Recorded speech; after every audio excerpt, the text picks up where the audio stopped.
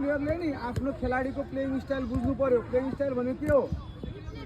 खेल्ने तरिका, त्यसले कसरी खेल्छ, त्यसको स्पिड कति छ हैन, त्यसको बल कन्ट्रोल कस्तो छ, त्यसको गोल हान्ने कस्तो छ, त्यसको पासिङ कस्तो, सबै खेल प्लेइङ स्टाइलमा पर्छ। अब मेरो सपोज यो विक छ अथवा यो स्लो दौडिन्छ भनेपछि यसलाई के गर्नु पर्यो? हामीले बल स्लो नै दिनु पर्यो।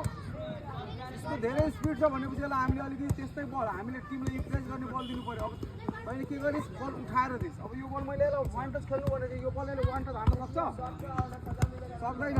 त्यसको लागि कसरी दिनु पर्यो? हो, त्यसलाई सजिलो र राम्रो भयो बल दिनु मलाई।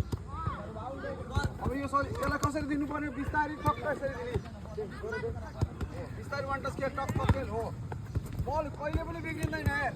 कहीँ 10-20मा एकचोटि बिग्रिन्छ, कहीँ हेरेर हानेको मिलेन। आवाज राम्रो आउनु पर्यो।